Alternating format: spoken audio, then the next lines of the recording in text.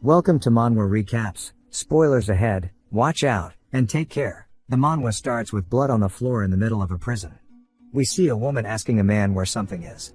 The man is clearly heavily injured, and she points her blade at him, asking him again where it is. He then lets out a sigh and says who would have guessed that this woman, the direct bloodline disciple of the Sword Supreme, was someone so powerful that she could slay hundreds of demonic humans. As we see her doing just that, he says that it took her just one attack. Her name is Divine Blade. Why Sola, and she is the one who ended up killing the heavenly demon as we see her piercing their chest with her blade, and then cutting them in half. We learn that the heavenly demon caused the Great Orthodox Demon War. She grabs the man by his shirt, saying that she's sure he knows where the remaining demonic humans went, and if he has even an inkling of guilt, he should tell her. Obviously, the man does know, but he can't speak due to his vocal cords being destroyed. We see a seal on his heart, and he says that this bind stops him from speaking anyway. Sol-Ah begins to cry, saying it's his last chance and that everybody wants him dead, but if he helps, she'll do everything she can to save him. We see her shaking while crying more as she pleads for him to please help. He wonders if it's due to the hatred she has for demonic humans, but says that it's most likely due to the meteor blade Jang Shonian, her fiancé who was kidnapped by the demonic humans. He starts to laugh, saying that's ridiculous, and this woman is stronger than anybody in the world. Yet is this anxious because of one man? We see her sadness turn to that of anger instead, as she lifts the man up by his shirt, and throws him onto the floor, saying that if she had known he was this vile, she would have killed him when they first met, and she regrets not having done that so much. The man wonders when she thinks the first time they met was, saying it's probably different from what he remembers, as we see them when they were kids, and she tried to offer him a potato, and he wonders where things went so wrong. We learn that he was a traitor who stabbed countless people in the back after siding with the demonic humans, and he's sure that this is just karma catching up with him. She continues to cry while leaving his cell, and then hears scratching on the floor, and is curious so she turns around to see him drawing, and we learn that his name is Gu Young-chun. She asks what he is doing. We see his chest beginning to swell up as he vomits a lot of blood, and he explains that it is the curse placed upon him. He starts to use his blood as ink, and we learn that if he breaks the conditions, his heart will explode, killing him. And that it is called the heavenly demon's demonic art, which forces somebody to be loyal. She starts screaming out his name, and puts her hand on his back, but to him, her voice is too muffled to understand what she's saying. He wonders what she would do if he told her that he was framed and that none of it was from his own volition, and he wonders if she would believe him. We see him continue drawing, and he says that it's not like he has those excuses to give anyway. She's surprised by what he drew, and he says there's no point worrying anymore and that he is done as he finishes writing his sentence. We see his body begin to contort as his heart has exploded inside of his chest, and he says he is done. We see him starting to lose consciousness, and he wonders why he lived this kind of life in the first place. We see him hiding away with a woman, and that she's clearly injured. She reaches her hand out, touching his face, and we learn that it's his sister who smiles, telling him to be happy. Sol-Ah continues yelling out to him, asking him if he can understand her, but Young-chun is too lost in thought, wondering about the regrets that he has built up to make his life. It jumps to yet another woman inside of some sort of cave, and we see somebody walking towards her. The man stands before her, and the woman asks if it's him, and then she begins to apologize as we see her. She has lost her eyesight. It's another flashback, and we see Young-chun making a sad face. This must be another one of his regrets. Sol-Ah keeps calling out to him, and begins to cry as the tears drop on his cheeks. He says everything in life has been nothing but regret, and he flashes back one more time to a woman asking if he is crying, and he tells her that it's just the rain. She laughs, saying that she understands, and asks him if the moon has risen yet. He says yes, and that it's up there, and she smiles saying both are here then, and that's good. Then we see her hand go limp, as she succumbs to her injuries. We learn that Young-chun was born in a renowned clan of the Orthodox faction, and lived most of his life as an Orthodox martial artist before betraying them and turning to the demonic side. But the demonic cult lost the Great Orthodox Demon War, and Gu Young-chun was tortured as a prisoner of war before he ended up also dying due to the effects of the curse as we see him close his eyes. He then starts to hear a little girl asking him if he wants a potato, multiple times, and that it's a little girl trying to give him a steamed potato. Young-chun is completely taken aback. Young-chun says that he's sure he violated the curse, and that his heart had exploded, which caused him to die inside of Sol-Ah's arms. But yet, he feels his heart beating normally, as if nothing happened. Besides that, judging from his small and clean hands, he seems to be much younger, and he says that it must be a dream. And he looks over, wondering why it's the first time that he met Sol-Ah. He looks at her potato and wonders what he said the last time. We see that he knocked the potato out of her hands, causing it to get all dirty, and then stomped on it in front of her, asking how dare she get near him, and that she needs to know her place. He sighs, asking why he said that, and smiles, saying that if he's dreaming about this, then he must regret it quite a bit. Sol-Ah looks a bit scared, asking if he doesn't like potatoes, but he takes it, smiling, telling her that he'll enjoy it, and then takes a bite out of it, only to burn his tongue, asking why it feels so hot even though it's a dream. Sol-Ah laughs and tells him that his face has turned red. We then hear a man calling out to him while running over. He says that he suddenly disappeared, and that he looked all over for him. Young Chun says that it's his bodyguard. He recalls his name being Muyin.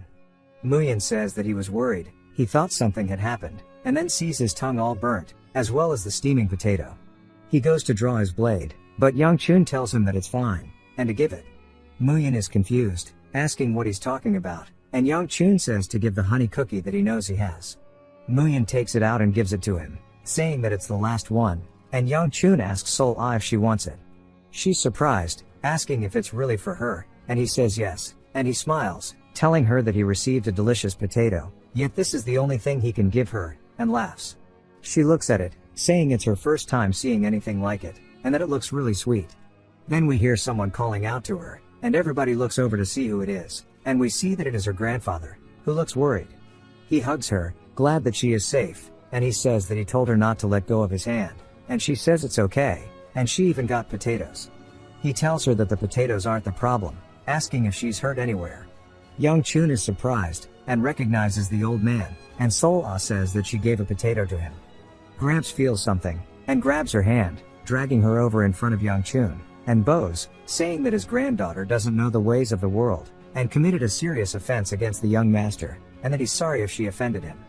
Young Chun says it's fine, and if anything, he is the one expressing his thanks. He puts his hands together in a respectful gesture, and also bows his head, saying that he just happened to get hungry, and thankfully she gave him a potato. The only thing he can repay her with is a honey cookie, asking if it's okay for her to take it. Gramps looks down at it, and goes to ask him if he's sure, but Sol-Ah cuts him off, saying that she is, and starts to grab it, saying that it's so shiny. But her grandpa says absolutely not, and that they can't accept something so precious, and runs away, saying that they won't bother Young Chun anymore. Young Chun pleads, telling him to wait, and Gramps asks if he's still angry, saying he can take it out on him, but Young Chun gives her the cookie, saying that this is his answer, and he'll see her later. We see her drooling out the mouth, while Gramps seems suspicious. We see Sol-Ah trying to give him more potatoes, and Gramps smiles, saying that she's finally found him. Not sure what this means.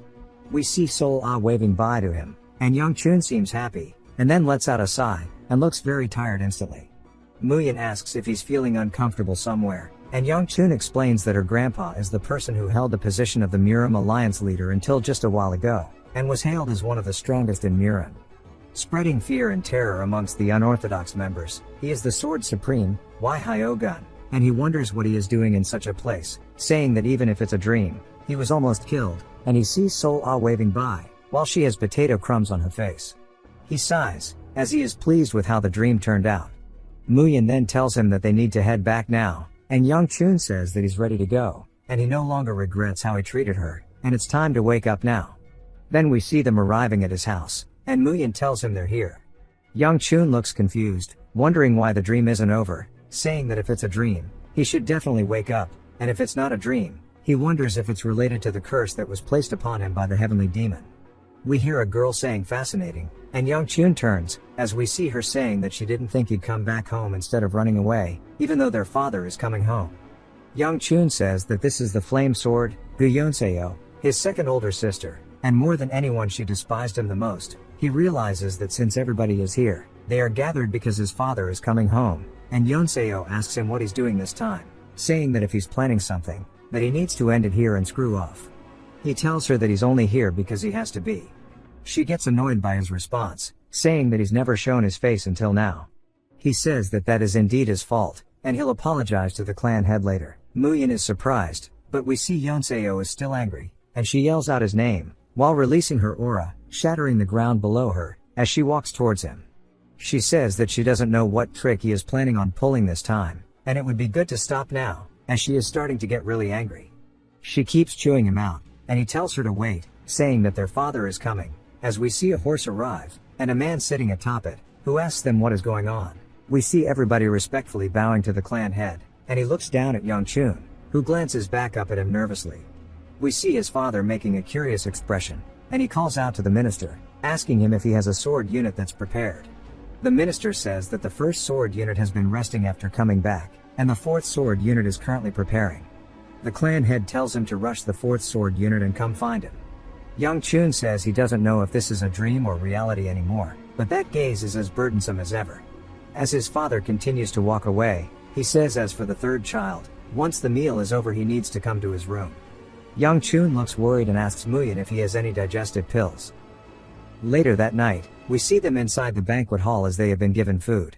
Young Chun says the atmosphere here is the same as ever, and he can't tell whether he's eating through his lips or nose, whatever the hell that means. He says it's uncomfortable enough that he called him separately, so it would be great if somebody could do something about the atmosphere here. His father then calls out to Yeonseo, saying that he heard she had an achievement in martial arts, and she smiles, saying yes. She became a 3-star a few days ago. He calls her advanced for her age, saying it's good to see that, and she needs to continue devoting herself. She bows and thanks him, and Young Chun says that it is actually quite impressive. But it makes sense as she is very talented and hardworking and didn't realize that she knew how to smile, saying that she looks better when she is smiling. But he instantly takes it back as she starts mugging him. His father then calls out to him, which surprises him, and says that he heard he went out on the streets. Young Chun says yes. He had something to do, so he briefly went out. His father thinks about something, and then sits up, saying that he will go first and they can finish eating. He says that his father looked like he wanted to say something, and he's sure he will mention it after the meal. A girl then tells Young Chun that the clan head says to rest well today and to come to his room tomorrow instead. Young Chun wonders what's with the change. We see Young Chun glaring out his window, saying that seeing as he still hasn't woken up, it's not a dream, and that this is regression, which he has heard about before. He takes his hand off his face and starts to clench his fist, saying that maybe this means he will be able to kill the heavenly demon first, but realizes that's absurd. Asking how he could kill the heavenly demon when they killed all 3 supremes who were said to be above the heavens. When he thinks about his past life living as a demonic human and all of the bad things he did. Living like a dog. It's no wonder why he has nothing but regrets left inside. But it's not like it was worthless, as he realized so many things from it. If he has been truly reborn, he wants to choose a different life. The heavenly demon will be killed by Sola anyways, and the demonic cult will disappear as well. Until everything is resolved, he just wants to live a quiet life doing what he can, and that he can't miss this opportunity, so he can stop himself from making the same regrets. He sighs, saying the first thing he needs to do is start improving. He takes a deep breath, channeling the energy into his core as we see it blaze up. He laughs, saying that he searched his entire body, yet this is all of the internal energy he managed to find. And seeing how pathetic it is, it makes him realize how much more incredible his sister is, as she's already a 3-star. He says it's not like he doesn't have options. He can train with the cultivation technique only passed down to the blood relatives of the Gu clan called the Gu Flame Will Arts. By cultivating slowly, as if he's blooming a flower. Once he becomes a 4-star, he'll be able to emit flaming internal energy. And when he becomes a 7-star, he'll be able to wrap it around his body, as we see him using his father as an example. And he says right now he is just a mere 1-star, and he needs to gather as much energy as quickly as he can and polish it to raise his level. This is the only way for him to live a smooth life, unlike his past life, and he shouldn't be borrowing the power of demonic humans, but instead focusing on increasing his own. We see him cultivating his energy as it starts spiraling towards his core. And he says that the problem here is that if he tries it, he might die as we see him straining. And he loses focus, which causes all the energy to disperse. Then he falls down onto the bed, gassed out, saying that this shit is rough. And with his current abilities, using internal energy isn't easy. If he keeps going, he might actually suffer from energy deviation. Then he grins, saying that he's still got results, as we see him full-blown smiling now. As his core takes a different shape, he explains that he has become a 2-star. Even though it's the early stages. If he just keeps going step by step, slowly building his foundations, he'll have a completely different life from his past one. And he doesn't plan on doing anything that will have a negative influence on his future either. The next morning, we hear a bird chirping, which wakes him up, and he still looks out of it, asking how it makes sense that his whole body aches just from that little bit of training. He says it's his fault for neglecting it until now, and he has a long path ahead of him. And then he'll go to his father's room in the afternoon. So until then, he wants to go train. As soon as he opens his door, we see a familiar face on his porch as Sol-Ah waves. Her eyes shine brightly, and she tells him hi. We see some man looking up at the sky as another man asks what he's looking at. The man says that's not a star, wondering if that was there before. As we see a rift open up, the man is surprised. Apparently, this is the typical gate manhwa with dungeons, but inside of a Muram world, which I don't think anybody was expecting. Kinda wild. It's the typical monsters broke through the rifts, which became known as gates, and each sect worked to raise groups that could fight against the monsters, also known as sword units. Every sect needed to have one, and the Gu clan had 5. The eldest sister, Gu Hui Bai, was the unit commander of the 5th sword unit, and he, a troublemaker, spent half of his life under her command. She was in one of his flashbacks. We see him being dragged away by her, and that was where he formally met Sol-Ah. Meeting her after the potato incident should have taken place half a year later, however, she is now sitting in front of him. We see he's only halfway out the door, and then he instantly turns around, saying he's gonna go back to sleep. She calls out to him and grabs onto his robe, telling him to wait, and he turns confused. She says it's nice to meet him, and from today onwards, but she gets cut off by her grandpa's hands coming in, knocking her hand off of Young Chun, saying that he already told her that she can't treat the young master like that. Young Chun is confused, and Hyogun tells Sol-Ah to apologize, and she does. He wonders what's going on, and then we see Hyogun bowing to him. He introduces himself as Moon, instead of Hyogun, and Young Chun is confused. He says that he will be serving him out of gratitude to the clan head, and he'll give it his all. Young Chun is just confused why he's using a fake name, and Sol-Ah introduces herself as well, saying that she'll be assisting her grandpa, and it's nice to meet him. Young Chun is confused about who they'll be serving, and sighs, saying that it must have been orders from his father himself. He tells them it's nice to meet them. He says he already feels like he's screwed from the start, and he asks them if they can call him by his name instead of calling him Young Master, and Hyogun says he understands, but calls him Young Master again. We see Gramps sweeping away, and Young Chun is surprised that he's actually using a broom. Gramps turns around, glancing at him, and gives him a smile. Young Chun wonders if this is really okay, and then turns over, saying that he's more worried about this. We see a tower of clothes, and some girls are trying to tell Sol-Ah that it's too dangerous to carry this many by herself, but she says she's okay. They tell her not to be like this and to let them help, but we see her clearly shaking. She tells them that it really is fine. Then somebody spawns in a rock, causing her to trip, and she screams, headbutting the floor, dropping all the clothes. The other girls look like they knew this was going to happen, and then they see her starting to cry. Young Chun wonders how she could be so bad at chores, as we see them comforting her. He says that she has a lot of talent in martial arts, wondering how it's possible that she's so clumsy. He sits up, saying that he has a headache, and we see Sol-Ah running over to him. He looks down to see her teary-eyed, and he tells her that she needs to finish whatever she's working on. She says that she was told to follow him wherever he goes. He asks who said that, and she says her grandpa did. He wonders if this means she is his direct servant, saying that they must have just dumped this role onto her because they didn't want to deal with him. He says that he's still the son of the Gu clan, wondering if it's okay for a personal servant to be decided so randomly. He says that he's okay with Sol-Ah, but her grandpa's pressure is too much. We see his clothes are all messed up, and Young Chun wonders if his father knows about Hyogun's identity, or wonders if he just maybe didn't care because too many servants quit. He says that he'll figure out today when he gets to his dad's room, so he can get to the bottom of what's going on. As he walks away, Sol-Ah tells him to wait. He asks where she thinks she's going, telling her to stay here and finish her other things first. She makes an expression as if she did something wrong, and says okay in a sad tone. We see her grandpa staring at her. Young Chun wonders what to say, but decides to just go, telling her that she needs to finish learning how to do her job. As he leaves, we see her still sad. He calls out to her, telling her that he'll bring her a treat, so she should do her best, and then closes the door. She instantly seems happy since he told her he would give her a treat.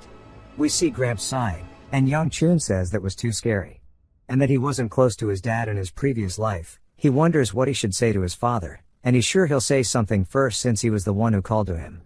After he hears what his father has to say, he'll ask him about his servants. We see his father appear behind him, asking what he's waiting for. He screams, saying that scared the shit out of him, and his father tells him to just get inside. Young Chun's soul leaves his body after he realizes he said shit in front of his dad, and that he should have just died back there instead. His father asks if he saw the new servants, and Young Chun says yes, he greeted them this morning. His dad asks what he thinks of them. He says he's grateful that he appointed him a servant, but he's just curious about why. His father takes a sip of his tea, and tells him not to ask yet, and he'll let him know in the future.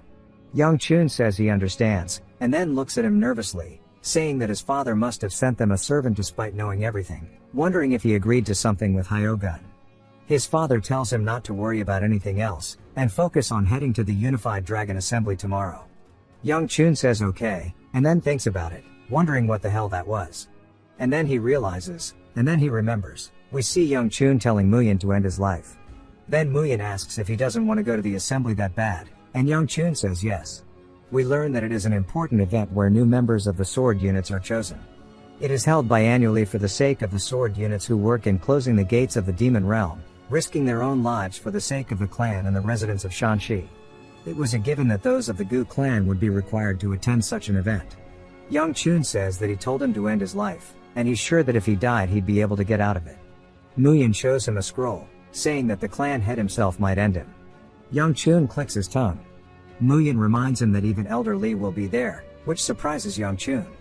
Muyin reminds him that Li said he would give him a beating if he ran away again. Young Chun starts to look worried, saying that he was wondering who it was, and among the elders, Elder Li was especially nasty. He always believed that he had to act with decorum as he was the only son of the family, which in turn made him responsible for the clan's honor and prestige. And he's someone he should be grateful to, but he's quite a brutal man. Young Chun says despite that he would come find and teach him whenever he had time, but all of the scolding and punishment made him want to avoid him. Even his father was never attentive to him. Young Chun says it's amazing how he managed to turn out to be such a loser despite his lessons. Muyin asks what he's talking about, and Young Chun says he's just yapping to himself, asking when they leave. Young Chun says it's as soon as everybody is ready. We hear all the other girls gassing up Sola, and Young Chun asks Hongwa if she's ready yet. She says that she's sorry, and she was trying to take care of Sola. Young Chun asks if she's caused trouble again. She tries to explain it, but they decide that he should just see it for himself. Young Chun is surprised by how different Sola looks compared to normal, and we see her blushing as well. She runs up to him and says that everybody told her that she was really pretty, and he turns away, asking so what, but admits that she is. She then tucks her hair behind her ear, asking if he agrees with him. Bro starts to steam out of his ears and asks everybody what they're waiting for, saying that it's time to go. She repeats it, and he ignores her, saying it's time to go. It jumps to them on a carriage, and she's sticking her head out like a dog, saying that it's cool, and that it's moving really quickly. Hui Bai asks if this is her first time riding one. Sola says yes, and she thought horses were just for eating. She didn't think they could run this fast. Hui Bai asks what she means by the eating part. But the conversation shifts to Young Chun asking where the assembly is going to be held. Muyin says it's going to be held at the Heavenly Exchange. Young Chun says it's the most famous shopping district in Shanxi, and it seems like Elder Li put a lot of effort into this one. Muyin tells him it'll take about 4 hours, saying he should sleep. Young Chun says that it'll be good, and he didn't sleep due to all of his training last night. Then he hears Sol Ah yelling about how horse meat smells funny, but it tastes great. He then shoves something into her mouth, telling her to shut up, and we see her eating it. She turns into a little piggy, and Young Chun sighs, saying it's finally quiet, and he'll get some sleep. He closes his eyes, but wakes up to her calling out to him, and he says there's no more cookies. She says she sees. Muyin asks Sol Ah if she told Young Chun they've arrived. Young Chun then raises up and looks out the carriage window to see them. In the middle of the street, he says that he guesses because it's a big festival, and there's a lot of people here. We hear a man saying that he must be tired from his long journey, and he introduces himself as Chun Ischil, the vice merchant head of the Heavenly Exchange, saying it's an honor to meet him. Young Chun also introduces himself, saying likewise. Ischil says that the first day here went by smoothly thanks to Elder Li and Miss Gu's efforts, and he's sure that Young Chun's tired, so he'll guide him to his room. Young Chun wonders if he's talking about Yonseo, saying that hopefully he doesn't come across her. He takes him to his room. Young Chun says that would be a big worry. And then we see right in front of him in the hallway is none other than Yonseo, and she clicks her tongue while making an angry face at him. He greets her. She tells him not to be so casual, and he'll piss her off. She says that she doesn't think he'll cause trouble here at the assembly, and that he needs to get rid of any funny ideas he has. There's nothing more dangerous than shaming the family name. Young Chun tells her he wants to be as quiet as a mouse, and she doesn't need to worry about him. She gets angry, saying she wasn't worried about him in the first place, and then she spots Sola beside him, and she instantly hides while looking afraid. She sighs, saying that she guesses old habits never die, asking if he's going to act like he usually does here too. And he asks what she's talking about. She says that she thought he had changed, but she guesses that's not the case, and she slams her door. Young Chun wonders what's wrong with her, and Ischil says they can keep going. Young Chun apologizes for what happened. Ischil laughs, saying not to be, and he knows brothers and sisters fight all the time, and that he'll take him to his room. Young Chun asks if they can go somewhere else first. We see them at the stadium where the assembly is going to be held, and it is quite large. Sola is surprised, saying that she's never seen something like this before. Young Chun laughs, saying that while he did hear that the merchants value each other's financial power through how much money they dump in festivals, this is way too much. Today is celebrating the sword units and their incredible efforts, and duels will be held to pick new members tomorrow.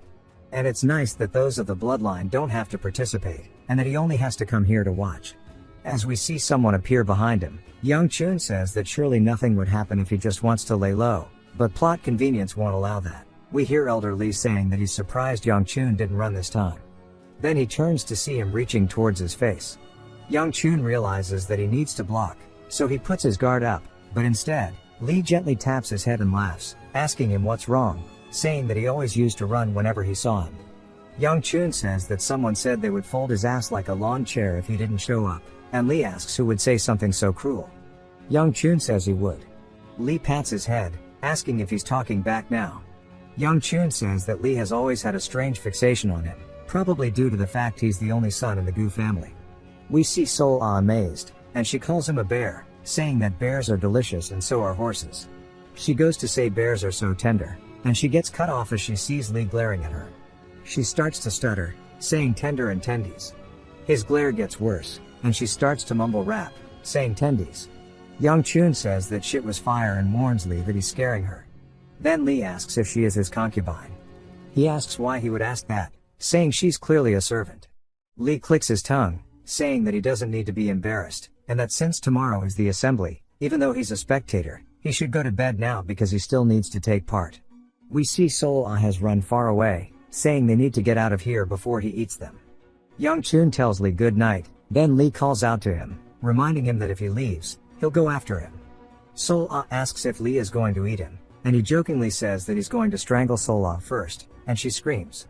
Lee says it's just as he had thought, and that there is something special about Young Chun. The next day, it is finally time for the assembly, and we see a lot of people waiting in line. Young Chun says that he thought the assembly would start early in the morning, but looking at the line, it's going to have to wait until lunch. Muyin says it seems so and explains that it's due to the fact that there are so many clans inside of Shanxi, and they accept anybody who can prove their identities.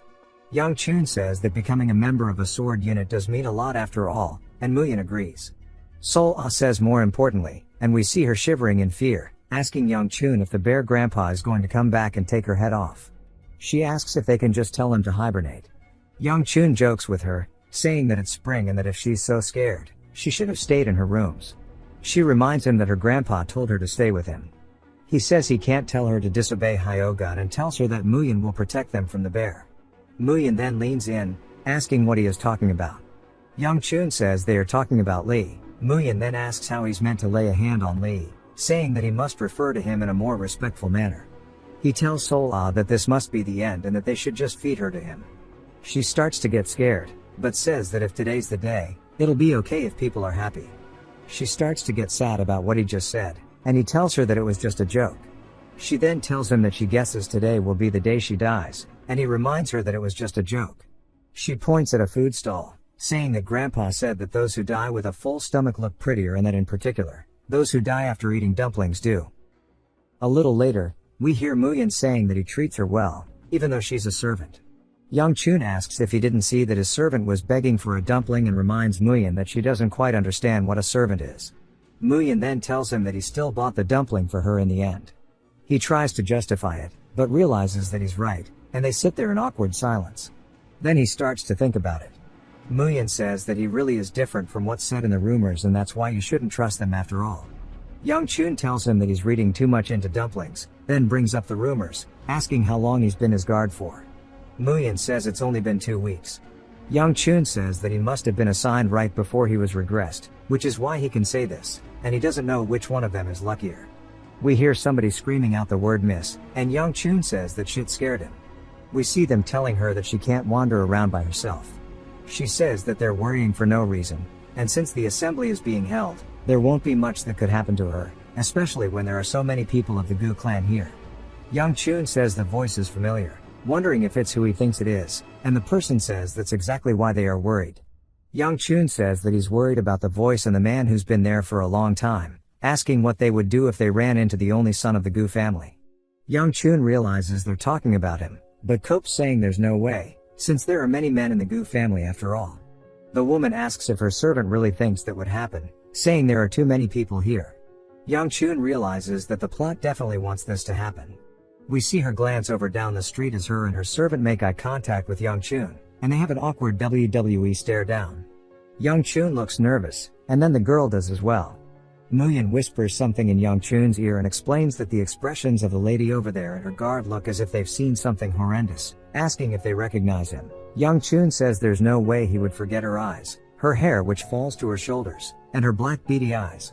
The ring on her hand is familiar, but he knows all about the significance of that ring, since it's not foreign to him. They are the Haibi Peng clan, also known as his former fiancée, as we see her all dolled up while he sits there rudely. Young Chun explains that there is a simple reason that there was an arranged marriage with the Peng clan, one of the 4 largest clans. The Gu clan is just as prestigious as the 4 clans, and they have a child of similar age. He was bound to be the heir if nothing happened, and the Peng clan probably thought an arranged marriage with the Gu clan was also fine. The issue lies in the trouble he caused. All the bad rumors about him, who ditches training to cause more trouble, did not sound so favorable to the Peng clan, and what really shattered the relationship were the things he said to that girl. We see her asking him why he is here, and he says that's his line, asking her what she is doing. She says she happened to have some business here, and that he doesn't own the entirety of Shanxi. He bluntly says if she says so, and she gets angry, asking why he is being so rude, asking if he's forgotten that she's still a year older than him. He says yes, and that he's sorry he forgot, asking if they're good now. He tells Sola to come back if she bought the dumplings, and we see her carrying a lot of them. He tells the girl whatever she's here for, he hopes she has a good stay, and that he's busy, so he'll see her later. We see her making a confused face. We hear the woman's thoughts as she says of course, it had to be right when she's busy enough dealing with her brother. She sees Sola beside him and wonders if she is a servant since she never met her. She wonders if he could have changed since he is such a cute servant around him. We see when they first met, he was very rude to her, saying that she was nothing but the daughter of a concubine. We see her pissed off, grabbing onto his collar, asking him to repeat what he just said. He says it's not like he is wrong, and she hits him across the face. She says she was prepared to endure it all, even if it was an arranged marriage, even with all the terrible rumors about him, just for the sake of her clan. Her attendant begs her to calm down, and we see her brush her away. She stomps right beside Young Chun's head, saying screw the marriage, and that she's just going to kill him here. And then we hear him get beat with a chair from the outside. She says that nothing's probably changed since then. We see Young Chun asking Sola if it's too heavy, and she says she's fine. But he says that he can tell she's struggling, so he takes half of the dumplings, saying that he'll help her. Muyin offers his help, but he tells him to focus on his guard duties, and they can bring some back for Hongwa as well. We see the Peng clan girl realizing that he's different since he's actually being helpful. Then changes her mind saying that it must be because he's in a good mood. But she starts to have a doubt in her mind, saying that just maybe there's a chance that he has. We then hear another person screaming to the right, and they all look over. Young Chun says that he's tired of getting jump scared today. They make sure that Young Chun didn't suffer a heart attack. We see the man at the desk for the assembly, saying that the problem won't be resolved by shouting, telling the man to calm down. But the man says that he doesn't have any time, asking if they're going to be responsible if he gets caught. The man at the desk asks him to explain what he means by caught. Then awkward silence ensues, as everybody sits there and wonders what the guy is talking about. The guy then says he never said that, asking if he is joking with him. Muyin says they should help, and Young Chun asks if they have too, saying that anybody can participate in the assembly. Obviously, only if they prove their identity. Muyin says he was talking about if they should allow him to keep continuing his scene. Young Chun says that squabbling over the assembly entry is no rare sight, and the martial artist of the Gu clan on standby will take care of it. We see one of them lean in close to the man, telling him to stop here. We see a familiar ring on the man's finger as he grabs onto the martial artist, and then stomps the floor as he starts judo, throwing him straight down into the ground. The man behind the desk asks him what he thinks he is doing. We see the man saying that he has proved his skill, asking if he can participate now. The man behind the desk says of course not after doing such a thing. Young Chun then watches in silence, and Muyin suggests they help now. We see Sola pogging out of her gourd over the fight. Young Chun turns, saying it's time to go, and Muyin asks if they are really just going to leave this. Young Chun says he doesn't want to get caught up in this, and it would be better to leave, as they will take care of it on their own. We see the man behind the desk yelling, saying that the man can't have everything that he wants, and that they have their own regulations. He cannot enter if he can't be identified. The man continues saying that his skill is evidence. Then Desk Bro says that is an even bigger problem. The man starts to get angry, raising his voice extremely loud, asking if they are disrespecting the young clan head of the Peng family right now. Young Chun turns his head, and so does the girl from earlier. Young Chun wonders why he is causing such a scene. Sol Ah is paying no attention to it. It flashbacks us to the Peng clan estate in winter.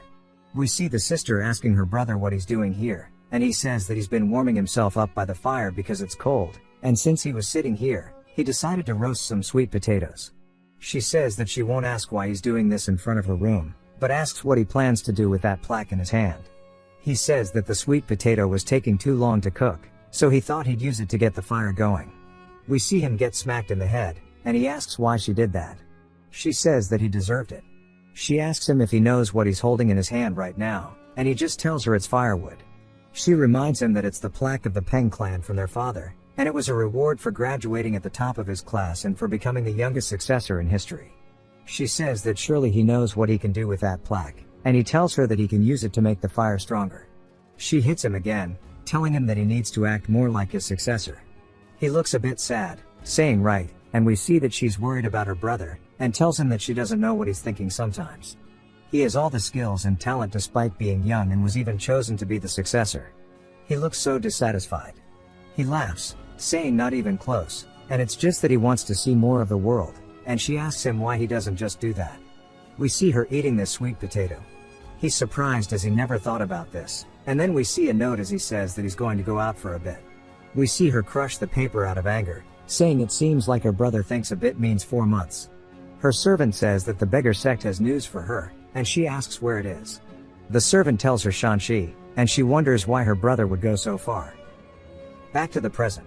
We see her brother asking them why he can't, saying that he showed them everything that he can, and that he really wants to attend the assembly. Deskman tells him that they're not in a position to let him in, and the brother continues, saying he doesn't have the time, asking if he has to show him the Dark Knight blade for him to believe him. Muyin asks if he heard that. Young Chun says that's the exclusive technique of the direct bloodline of the Peng clan. Young Chun decides that it's best for him to get out of here, and he goes to turn. But we see Lee walking in, putting his hand on his face, calling out to the brother, saying that since he brought up the dark blade, it means that he's not a fraud, and tells them that he definitely seems skilled enough, so to let him participate. They are all surprised. The brother introduces himself as Peng Wujin, the successor of the Peng clan, and says it's an honor to meet the pure flame fist of the Gu clan. Lee laughs, saying he hasn't heard that name in quite a while, and that he can participate, not to worry. The deskman tries to tell Lee that they can't confirm whether he's the successor or not. Lee says he's pretty sure he is. The man asks how, and Lee says he looks exactly like his father does, and look at how built he is, as that is the physique of the Peng clan. He says that the ring on his finger is also enough to prove his identity.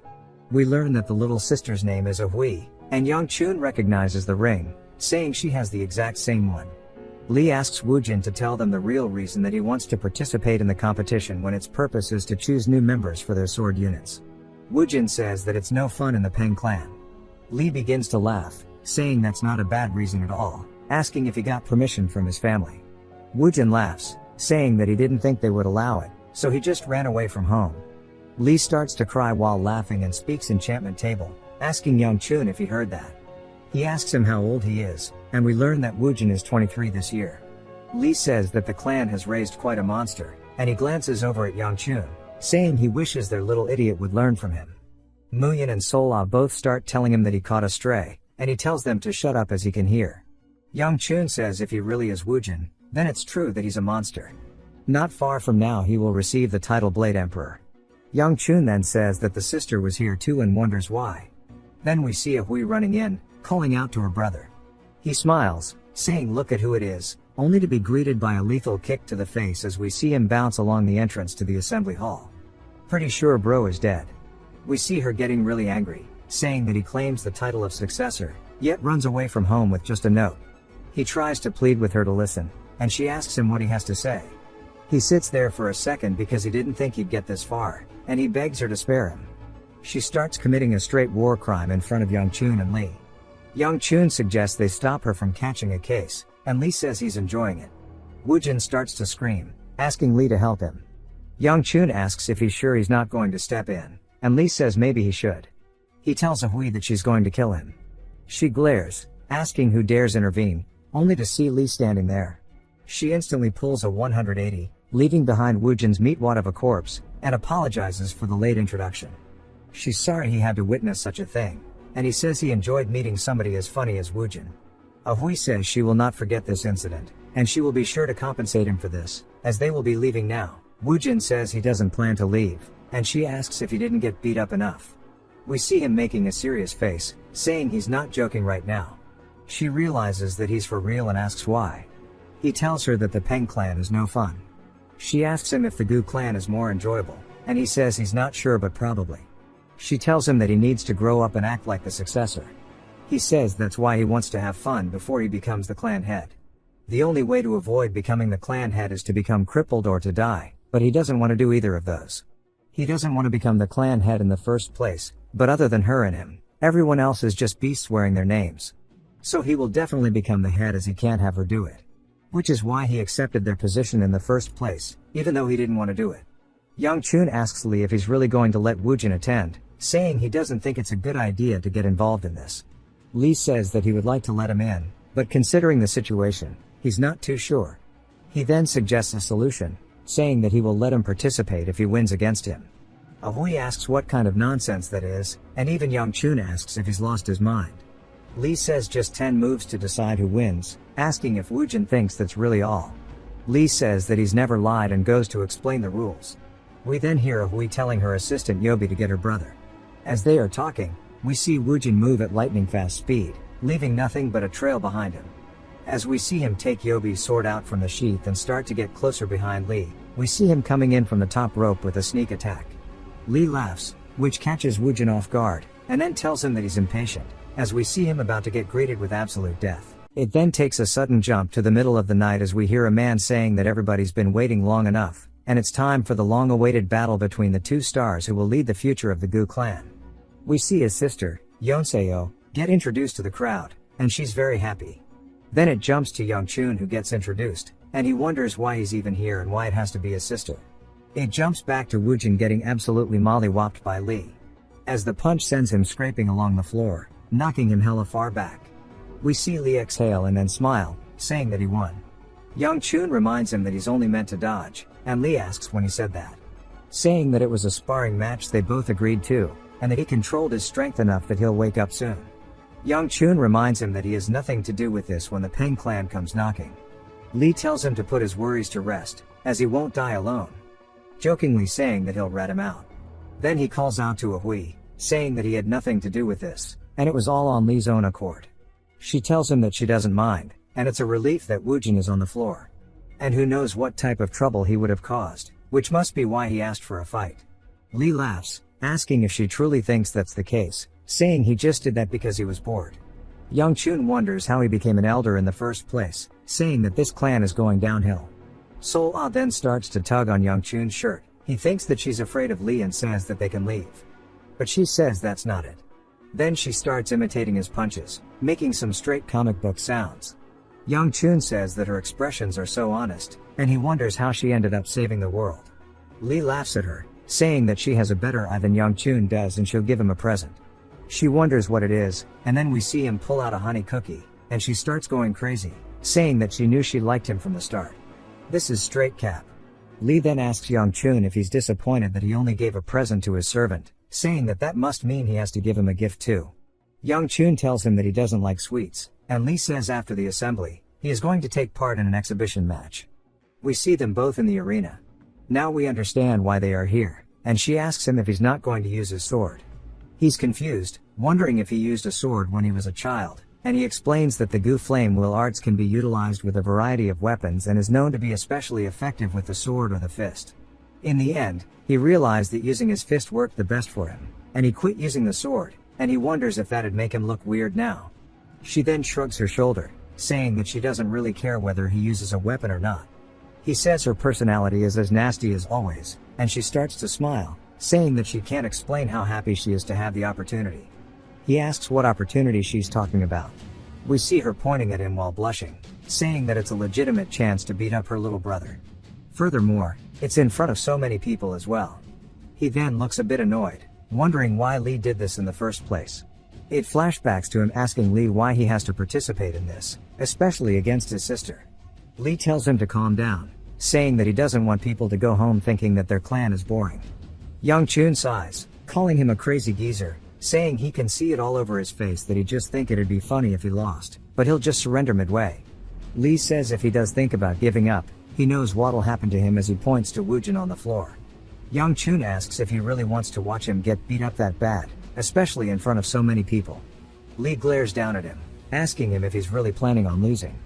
Young Chun explains in his mind it's not really a bad thing. He doesn't want to waste his once-in-a-lifetime chance to restart. He doesn't even want to waste the energy on a fight that never happened in his previous life. He goes to say something else but snaps out of his thoughts as she calls out to him, and we see her beginning to release her aura as she's frustrated that he's going to become the clan head just because he's a man, and that is the main reason she despises him. The announcer says to begin, and we see her dashing off the floor in a zigzag pattern going straight for Young Chun. He sidesteps the attack, and we see her coming in for a second. As she swings at his head, he ducks below it. She then pivots onto her foot, instantly going in for a second follow-up swing, which he matrixes. She wonders how a mere 2-star is able to block her attacks, as we see her making an expression of confusion. This is actually Young Chun meta reading her thoughts. He's only dodging by moving half a beat earlier than she is, but even just this is making him short of breath, and it shows just how untrained he truly is. He wonders how he's going to get out of this, suggesting that he just lets himself get hit, saying that he's not even sure if his body would be okay after taking her hits. We hear Yonseo saying that he only knows how to dodge. Then she instantly closes in the gap, and then she grabs him by the robe. She goes to swing at him again, but we see him dodge the attack. He then starts to slip out of his robe as she strikes down exactly where he was standing. He tells her that if she swings with such obvious intent, it would only make it easier to dodge, asking if she can stop. He wonders just why she's so angry and how much murderous intent she has in the first place. She says that she forced herself to accept that she'd never be the clan head as a woman, despite working herself to death. However, to think that he, her brother, would live his life like trash and still get to be the clan head just because he's a man is very disheartening, and she asks if he would even be able to understand. As we see her sword starting to heat up, he realizes that her coating her sword with her aura is very dangerous, and is far beyond the level of a 3-star. She then starts to twirl her sword as she comes in for even more attacks, and he steps to the side to avoid the first cluster and then backward to avoid the follow-up. Then we see her coming in with a left, yelling at him that he's always just running away, asking if he even knows how to do anything. This time he dodges forward, and she uses her hand to keep her balance while kicking him, saying that he's talentless and he refuses to put in effort. Now if he's planning to live such a worthless life, he should just disappear, and he can see that she truly is frustrated. He starts to see it from her perspective. We see her on the verge of tears as she's coming in for yet another swing on his throat. He starts to feel genuinely bad for her, but then she tells him to disappear like his mother did. We see her making a surprised face as we see his hand on her wrist, and that her attack has been stopped. He glares at her, asking her to repeat what she just said. We get a flashback to when Yonseo was a child, and she says that her sister Hui Bai was the coolest person she knew. At only 15, she received the title of Sword Phoenix, and at the age of 20, she graduated at the top of her class at the Divine Dragon Academy and was appointed as the 5th sword unit leader of their clan. Everyone acknowledged her, but she still is not able to become the head of the clan. Instead, the one who will be is none other than Young Chun. But she didn't hate him. Although they were half-siblings, Young Chun's mother was very kind to her, and she liked her too, so she was fine with his existence. This was all before that happened. One day she suddenly disappeared, and father sent out the order not to look for her, so nobody did. That was when it started. Young Chun spoke and acted rudely towards everybody, and rumors spread that he touched his maids. Still, there was no change to him being the next clan head because the head has always been a man. She felt frustrated that she was being ignored. Even after how hard she worked, along with her sister Hui Bai, she resented Young Chun due to the privilege he had. Rather, she truly hated him. The flashback ends, and he's asking her to repeat what she said. She starts to feel scared and realizes that this shit is dangerous. So she jumps backward to create distance, but he instantly surpasses her, getting to her back. She turns only to see his fist flying in. Then it jumps back to just a little earlier as we see Hui surprised at how talented Yeonseo is, even though they're the same age, and she doesn't feel like going around telling anyone she's from the Peng clan anymore. Yobi tells her she's doing fine, and Young Chun asks Yobi if she can hear what they are saying down there. Since she cannot, Yobi says she can't either. Then Woojin steps up, saying that Lee has set up his energy so nobody can hear them. She tells him not to go around saying he's from the clan either with how his face looks. He asks if she's embarrassed of him. She says no shit and to just stay here until the swelling goes down. Then Woojin asks if Hui Bai's siblings are fighting. They say yes, and how it's incredible she's already a 3-star. Hui says that her swordsmanship is so smooth, and the same goes for the way she wields her internal energy. Woojin says he was mostly talking about the younger boy. Hui and Yobi say that they are both Hui Bai's siblings. He says that he sees and begins to smile, saying it seems like the Gu clan doesn't have just the sword phoenix. Hui looks at him a bit sad as she recalls that he said he wanted to have fun before he became the clan head, and that he won't be able to have the same hopeful eyes he has right now afterwards. Her brother says they're done. Back to Yeonseo. She says that she needs to dodge his punch, and we see her narrowly do it. She starts to swing her sword, saying that she won't miss out on this chance. As she grits her teeth, going straight for his neck, Young Chun says he understands her, and it's okay for her to hate him, as the way he lived his life is shameful. And what she said was annoying, but he'll understand it. So hopefully, she too can understand why he is doing this. As we see him pushing his hand backwards while accumulating his inner energy into it. Then we see fire from Yeonseo's eyes as Young Chun gives her the equal rights, equal left treatment, hitting her with an absolutely foul slap to the face. We see her eyes go pure white, and she drops to the floor. The announcer is confused but says that Young Chun has won. Then it jumps to later, as we see Young Chun sighing, saying that winning wasn't in his plans, and he didn't think that his internal energy would be enough to knock her out. He hopes that nothing happens from this, and he recalls how angry she was in the middle of their fight. He sits there worried about what is to come. We hear Muyan calling out to him, asking if he's okay. He says he's fine, asking how the situation is inside. Muyan says that this might make him feel bad, but since they all thought he'd just get beaten up, everybody is talking about him. He says it makes sense, as he is rumored to be a scoundrel, yet he defeated an upcoming prospect. Muyan says the atmosphere settled down after Lee spoke up, and he is concluding the assembly. Young Chun says since he's busy doing that, they should just leave so they don't bump into him. Sola calls out to him, telling him that his hand is bleeding, and Young Chun says he knows, and it's proof that he can't handle his energy yet. He says it's no big deal, as we see Sola starting to bandage him. Or well, she tries to, as she sits there and messes it up over and over. She begins to cry, saying that she can't do it properly, and she's sorry. Young Chun is surprised, and then we see Woojin getting in close, saying he doesn't like seeing him get hurt either. Young Chun tells him to learn to read the room and swears at him. Woojin goes to ask him what he just said, but Young Chun instantly covers it up by introducing himself. Woojin does as well, and we see a Hui hiding behind Yobi, turning into a tomato. Woojin laughs, saying it must be awkward for her since they were engaged and they should take this opportunity to reconcile. Young Chun then jumps to the point, asking Woojin why he's here, and Woojin says it's a good opportunity for them to make connections and become friends, telling him to call him brother from now on. Young Chun tells him that getting close to somebody like him won't benefit him at all. Woojin says that he thought the Gu family only had Hui Bai, and he didn't expect such a hidden talent. Young Chun wonders why he's talking to him so informally and says that based on how he's speaking about his sister, he must know her. Woojin says of course, and they're super close, but he doesn't know what she thinks of him. Young Chun says that just means they aren't close then. Woojin then continues this awkward conversation, but then tells him that since it's late, he'll get going. Young Chun then sees that Hui hasn't left yet, asking her what she needs to say. She says that the day they broke off their engagement, She was mean for hitting him with a chair, and she goes to say sorry, but he cuts her off by saying it first.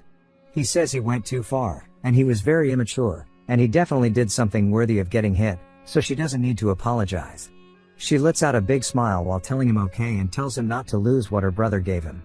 He wonders what she's talking about, and then looks to see the Peng family plaque in his robe. Ahui says goodbye as she leaves him standing there. He watches, saying there are still many things left that he needs to fix in this life, but it's gonna take baby steps. We see the carriage heading back home, and Sola is sleeping on Hongwa, while Young Chun looks out the window, saying that no matter how much he thinks about it, he doesn't remember sparring Yeonseo in his previous life, much less winning against her. Along with the fact that Sola is now his servant, there are so many things changing this life from the one that he knew, and he wonders if that small act of kindness really changed this much of the future. He lets out a sigh, saying after they get back, he'll need to move faster than he expected. He then senses something and tells Muyin to check the demon sensing charm. Muyin reaches into his robe and pulls it out, saying that there's nothing changing and he doesn't know what he sensed, but it'll automatically glow if there's a demon realm gate nearby, so not to worry. He goes to tell him he can relax, but it begins to glow a bright yellow, and Muyin yells, telling everybody to stop, saying that a gate to the realm has opened up and that the safety of the young master is the most important thing. We see Young Chun stretching, and Muyin asks him what he's doing, saying that it's dangerous here. Young Chun tells him that he'll listen to his lectures later and tells him to look ahead as we see a green rift. Young Chun mentions that it's green too, but we haven't learned the significance of this yet. We see a pack of wolves rushing out, and Young Chun kindly explains that green means it's the lowest level of danger. He begins to channel energy into his hands, saying that it may be tricky, but it's fully manageable. He punches through the back of a wolf's skull, ripping out some kind of green stone while explaining that the universal weakness of monsters are the demonic stones. They are similar to a heart for humans, and upon extraction, the monster instantly dies. We see a wolf coming in for some back shots, but Young Chun dodges it, hitting it in the stomach and ripping out another stone, saying that this is the easiest way to eliminate them, but his energy is starting to dissipate already. If he wants to keep it up, it's going to be rather difficult, but he has no other choice as this is his only option to survive this mess. We hear Muyin call out to him as we see him instantly jump in front of the wolves to protect Young Chun. We then see him do some crazy Devil May Cry type attack, and Young Chun is taken aback by this, wondering if Muyin has always been this strong. We see that he has instantly annihilated the wolves. He turns, asking Young Chun if he's okay, and Young Chun says yes, and that he saved him. A bit later, we see them already wiping them all out, and Muyin explains that there weren't that many to begin with, and thankfully they were the lowest class. He then asks Young Chun what he was doing, saying that if he were to get injured, he'd be in a bad spot. Young Chun says it's all good, and Muyin says it's not that simple. Young Chun then looks down to see his hand glowing purple and starts to scream in agony as Muyin lectures him.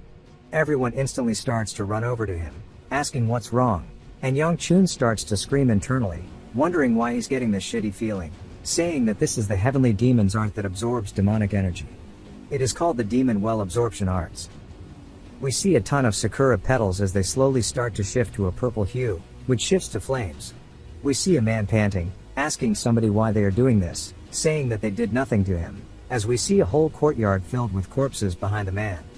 We see it's Young Chun, and he's asking the man, who we learn is the blossom splitting blade, if these are his last words. Then we see a head roll up on the floor beside him, and he looks down at it and starts to shake and scream as the head belongs to his sect leader. Then we see a giant shadow loom over them as we hear somebody saying that the blossom wasn't actually terrible, and we see them riding on a dragon. They jump off of the dragon and lightly touch the ground. They approach Young Chun, saying that it was nowhere near enough to satisfy them. That being said, they were able to get some shallow amount of joy from it. They tell Young Chun to raise his head. Flashback ends, and we see the demonic energy slowly starting to get entangled with his own energy. Young Chun is confused by this, wondering if the flame will art is purifying the demonic energy, and then says rather it's consuming it, and that this never happened in his previous life. We see Muyin and Sola calling out to him as he wakes up, asking him if he's okay. He says yes, and that it was nothing much, and he guessed he was more hurt from sparring than he thought. Muyin tells him that he'll find a doctor to check up on him. Young Chun says he should hide it for now, as nothing good will come out of people knowing that he absorbed the energy.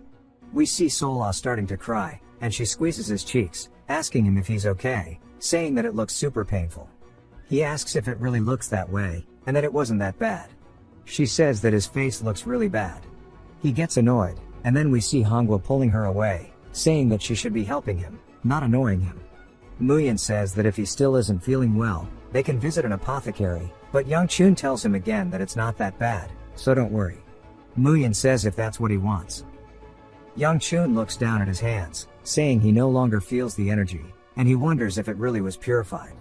Seeing how the color of the demonic stone faded, the energy must have been absorbed. He then breaks it, saying that he needs to get moving. It jumps to the three of them at a food stall as they are selling honey cookies, and Sola starts pogging out about them, but Young Chun walks away from him, and Sola asks why he would bring her if he isn't gonna buy her cookies. We get a flashback of her hugging onto his leg as he said that he needs to go to the market, and she begged that he take her. She says that her grandpa told her to stay with him, and Muyin asked why he even came to the market in the first place, saying that he hasn't recovered from the gate incident last night, and if there isn't a reason for him to be doing it right now, then it would be best for them to return. He asks him once more if there's something he's looking for specifically, saying that he will help him find it. Young Chun says that he understands that he wants to help, but now is not the time. While he's talking to him, he spots something which takes his attention. He starts looking down an alley, saying that seems to be the way, and Muyin asks what he's talking about, and what would be in the alley. Young Chun tells Sol-Ah to go home and Muyin to follow him. Sol-Ah asks why, and Young Chun says that she should just go back and let the other servants know that he'll be home in the afternoon. She starts to say that her grandpa told him to stay here, and he tells her that he'll give her 10 cookies if she goes home right now. She says that he needs to add dumplings too, and he says of course while sticking his hand out. She sticks hers out, and they shake on that shit. Young Chun says that it's time to get going, and Muyin asks where they were going in the first place. Young Chun tells him that he'll find out. As they walk down the alley, he looks around saying it's somewhere around here. Muyin warns him that this area is dangerous, but he says he knows, and then spots something saying that he found it as we see a grotty-ass building. Young Chun says that he was worried that it wouldn't be here, and Muyin starts asking him again why they're even here. Young Chun asks if he feels like there's something off about it, and Muyin says yes, rather than the appearance. He's getting a bad feeling from the building itself.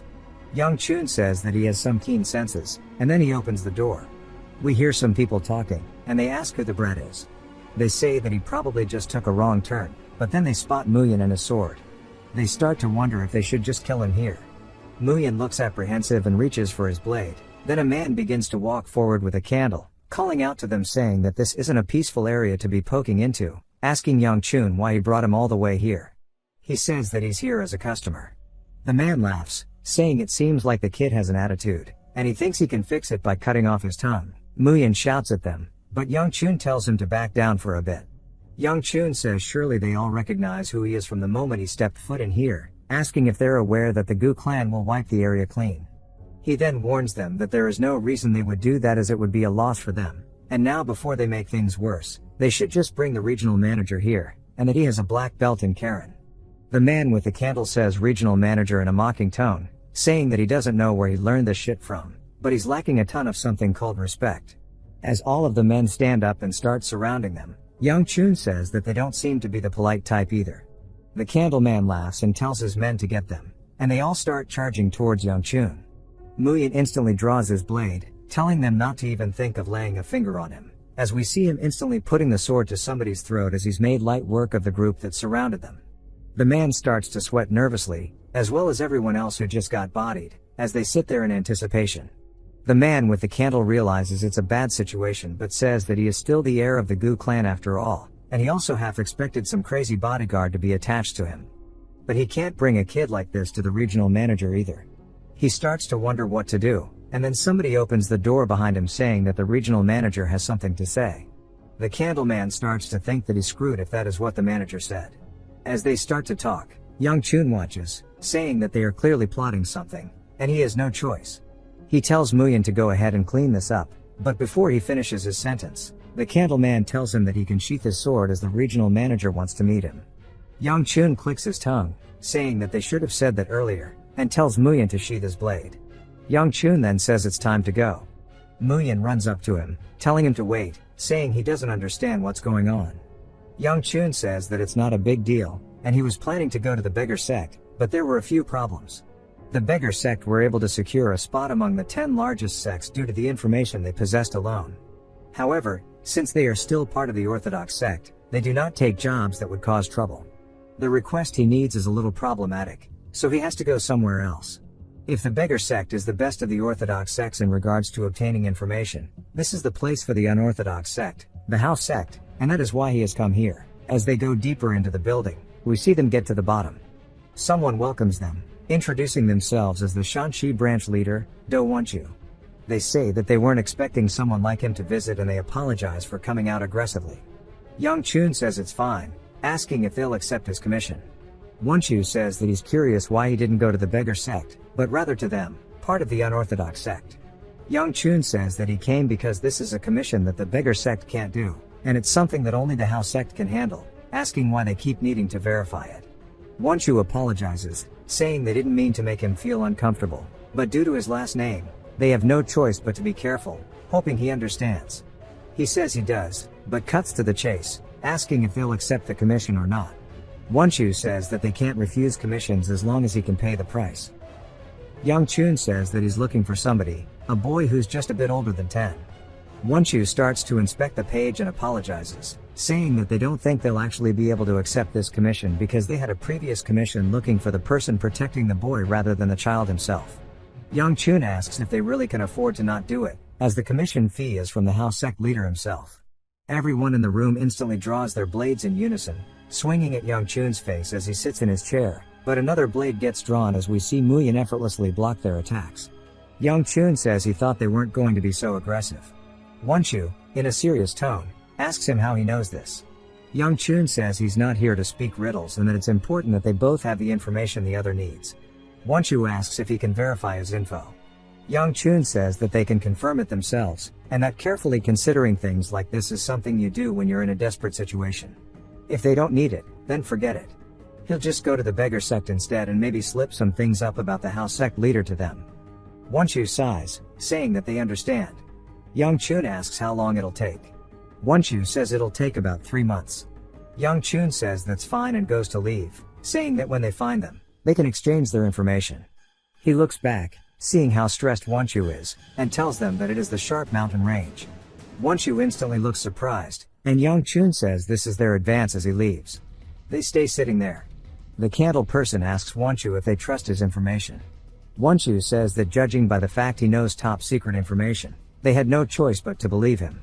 But Wonchu wonders what he is thinking, saying that seeing how skilled the guard is who came with him, he must have known they would come out aggressively, and this information can't be something only the young master alone knows. The Gu clan head must be involved in this. Wonchu says damn it, and grabs his throat and starts to peel off his skin. The candle person asks if it's okay for him to take it off, and we see that it's actually a woman. She says that it felt stuffy and there's nobody watching anyway. We learn that the house sect doesn't actually respect, trust, or follow the leader, which is why he was hiding in order to avoid those who were after him. We see her eyes looking desperate, and then she closes them, calling out to her father, who must be the leader of the sect. As Young Chun leaves and the doors close behind him, he lets out a sigh saying he is relieved. If it came to it, he was going to tell them to come at him, but it's a relief that the little info he knew became of use. What he knows is that the house sect leader was captured by the Dark Knight Palace for more than 5 years, and as a result, the house sect and the Dark Knight Palace go into battle. The Murim Alliance makes a surprise attack, causing the Dark Knight Palace to collapse and the battle to come to an end. But during the battle, the house sect leader dies, resulting in the extinction of the sect. However, he doesn't even know the exact location of the palace. He was lucky, and the fact that the information worked is only because he actually got to meet the branch leader in person. Young Chun says that this is annoying, but he needs to do this to find the boy who reached the position of top management for the demonic cult at a young age, the tactician known as the brain of the demonic cult, the Heavenly Fang Jugahyuk. He's thinking of finding and killing him. Even Sola struggled because of his tactics, and if he doesn't deal with him in advance, he'll help in the advancement of the cult. Muyin then says that while he does not know who he's looking for, if it'll take 3 months, he'll only hear about it in the summer, and it seems like the people of the house sect aren't as informed as the rumors say they are. Young Chun says yes, and he will only get to hear about it in the summer. He then thinks about something, wondering why he only just thought of this now, saying that it's around this time that the Jinchuan Yun clan's secret chamber, operated by the First Merchant Association, was discovered. There are countless riches stacked within there, and while all that is nice, they aren't as important as these priceless spiritual pills. A character who rose to a high stage through the power of these pills would become a demonic human later on, which was a huge source of strength for the heavenly demon. Juga Hyuk is also an issue, but so is the chamber. Even if he wants to prevent that, the chamber is still in Sichuan, which is very far away. He closes his eyes, saying there's no helping it, and smiles, saying that it's time to give up. There's no way he could get to Sichuan, and how would he even find a place that's hidden so well? Then it jumps to Sol Ah asking somebody what they're talking about. We hear a boy saying he asked what she thinks of coming to him, and that he'll make her happier. We see Lee surprised, and then he laughs, calling out to Hyogun, saying that he missed a leaf there. He says he came all the way here to Young Chun's house because he was causing trouble. But it's funny to see that this old geezer was the root of it all, and he begins to laugh again. Hyogun laughs as well, and Lee tells him to stop laughing and get to work. Hyogun then breaks the broom, asking Lee what he thinks he's doing. Lee says that he's just assisting him in his disguise as a servant of the Gu clan. Hyogun tells him to help him sweep the floor, and Lee says that he broke the last broom. Then we see Lee picking the pieces up, and Hyogun says he doubted he came this far just to see the boy. Or maybe he did. Lee then asks him if he sensed it too. The kid who refused to train his footwork and ran away 6 months ago has bested his sister. In addition, the flow of his flame will art has stabilized. His talent is too immense to let him be. Hyogun says he doesn't know if it's truly talent, and he's never seen anyone improve so quickly in his life. There must be something about that child, and that the first elder will not stay put if he finds out, and he might already be on the move. Lee says he's definitely that type of man, asking where the boy is now. Hyogun says he doubts he'll cause too much trouble with so many eyes on him. Back to Sol Ah. We get a 4K Ultra HD realistic drawing of her saying that everybody needs to listen to what she's going to say. If they want to know what happened to her, she'll tell them. Last night she had a dream, but it was not good. She hurt tons of people in the dream. Her grandpa knows how much she hates holding the sword, but he made her hurt so many people in the dream. She wanted to stop, but still entered a house, hurting even more. Inside the house, we see a man saying that if he had a little more time, and when Sola goes to call out to him, the man stabs her in the stomach. She then closes her eyes, saying that she's sorry as she struggles to say Young Chun's name. She then woke up due to the nightmare, and she wanted to see Young Chun due to the fact she was scared. Hangua told her to go to the courtyard. However, she must have arrived way earlier than Young Chun because someone else was in there. The man then started talking about how he'd make her happy, but she's happy with Young Chun. Just then, Young Chun appeared and ended up making a scary face again. And that is where we are currently. Young Chun then tells the man that she is a servant, asking who he is. All he sees is the man blushing, and he says he apologized if he has wronged him, calling him the young master. The man bows his head saying yes, and introduces himself as Gu Jalayap, and he would like to request a spar with him. Young Chun instantly says he refuses, and Jalayap is confused. Young Chun repeats it, saying he's not doing it.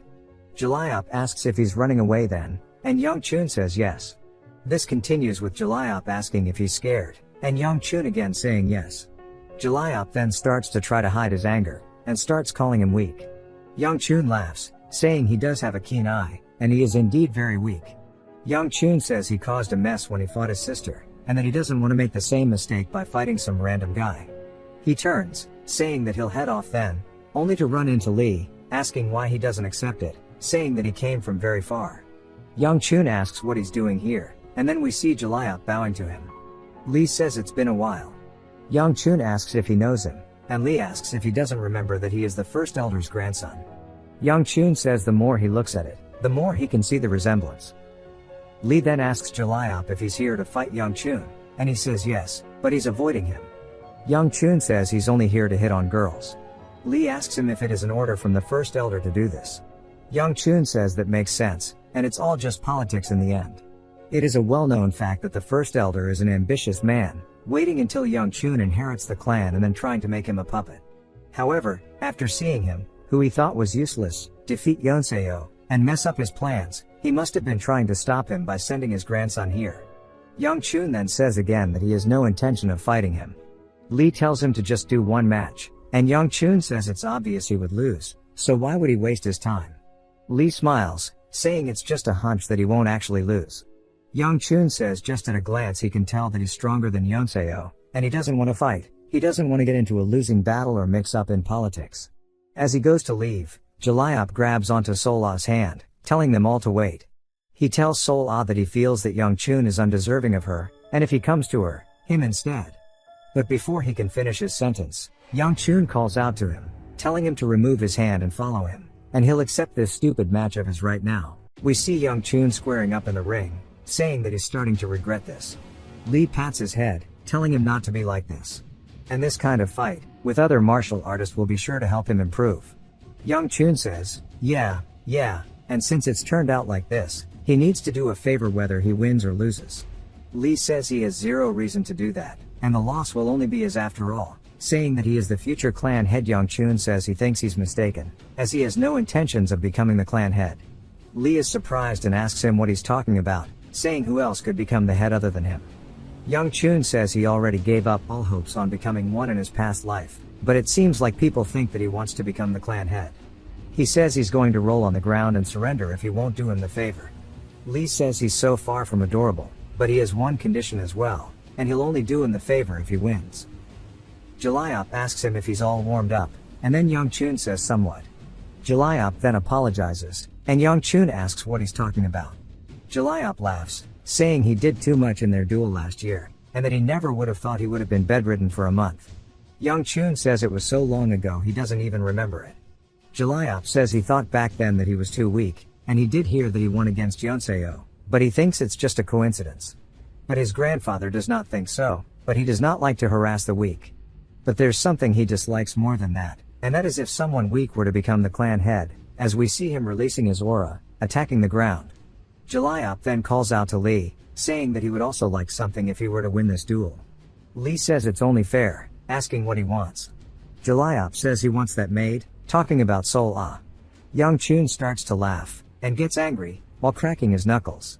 Lee laughs, saying okay, telling them to start the duel. Young Chun also begins to release his aura, and he asks Jaliop what he's waiting for. Jaliop says it's only polite that the weaker opponent is to attack first. Young Chun asks if he's talking about him, asking if that's why he's so afraid. Jaliop says that he's certain that he's better than him, whether it's in inner energy, speed, or strength. But there's an overwhelming aura coming from Young Chun that he doesn't know what to think of. He's so full of flaws, and he's sure he's trying his hardest to deal with the energy he's exuding right now. He starts to inhale even more copium, saying that is the only thing that makes sense, and that he will run out of energy faster since he has less. As Young Chun's aura dissipates, he says he's sure of it now. Young Chun gets into a stance, asking him if he can attack first. Jaliop says yes, telling him to come, but right before he can finish his sentence, we see Young Chun, already in the air behind him, coming in with a kick. Jaliop turns, only to narrowly dodge Young Chun's kick. Jaliop laughs, saying it was a good move, but he's too slow. While he's yapping, Young Chun channels aura into his hand and smacks him in the face. This attack catches Jaliop by surprise. Then, Young Chun takes the sky above him, coming down with another kick, this time connecting directly in the face, causing him to crash into the floor, breaking some of the arena. We see blood pouring out of his mouth, and Young Chun tells him to get up while he's letting him. That way he won't cry that he was ambushed after the fight, and then asks him if he's already done. Jaliop says he's sorry for having underestimated him, and he was lacking. Young Chun says okay, and that means they're done here. Jaliop releases his energy once more, this time focusing onto his blade, saying that he is yet to attack. Young Chun says he guesses this won't be as fast as he wanted, and he doesn't have much time. Usually, he would utilize his energy by exuding it like he's doing, but in order to fight someone stronger, he needs to embody the energy within himself to reinforce his body. However, he can't handle the energy like that yet, and if he pushes too much, he might suffer energy deviation. He has 7 minutes to finish this fight. He says the sword technique that Jaliop uses starts and ends with the utilization of friction force between the sword and sheath. He then sees his hand slightly twitch and realizes it's time to move. As we see Jaliop close the gap, dashing past him within an instant, releasing a devastating attack. But he doesn't stop there, as Young Chun avoided it, so he turns back around, instantly going for 3 more follow-up attacks, which Young Chun manages to dodge by doing some crazy acrobatics. Young Chun says that his movements and techniques are very fluid into one another, and he can tell that he's well trained.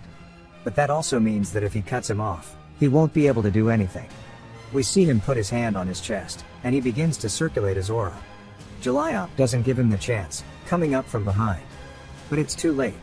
Young Chun clenches his fist, and an explosion comes out from behind him. The split moment when he exudes all of his aura energy is enough to end this fight, as we see Jaliop wondering how he's able to put this much energy out. Then within the next second, we see him starting to cough up as his face is strained, after he received a heavy blow to the stomach, which took him off of his feet.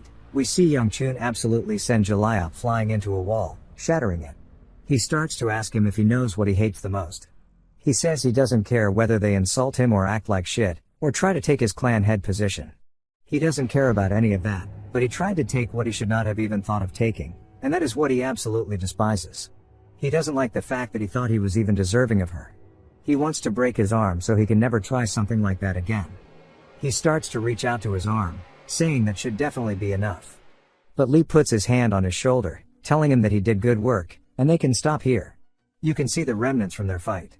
Lee tells him that he was too harsh, and Young Chun says he should have been prepared for that much. He got up on his own and went home after, so surely that means he's fine. Lee asks if he's not worried about the first elder finding out about this. Young Chun says he doesn't care about becoming the clan head anyway. Lee tells him not to say that, asking who else but him could become the head. As he and Lee talk, Sol-Ah wonders if she'll get more food if she were to become the head, and they say yes.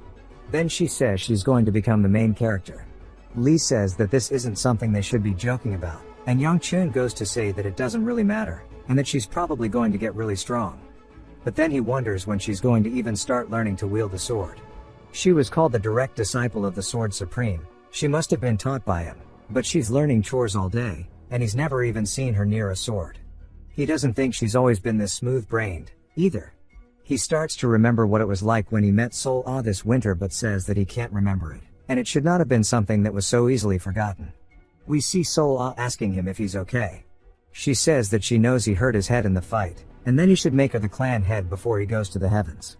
Young Chun smacks her on the back of the head. Then Lee stands up, saying that they can talk about it later, and he's sure they're tired, so rest well. Young Chun asks him where he thinks he's going, saying that he needs to keep his end of the promise while laughing. Lee asks him what he wants, asking if it's money or food.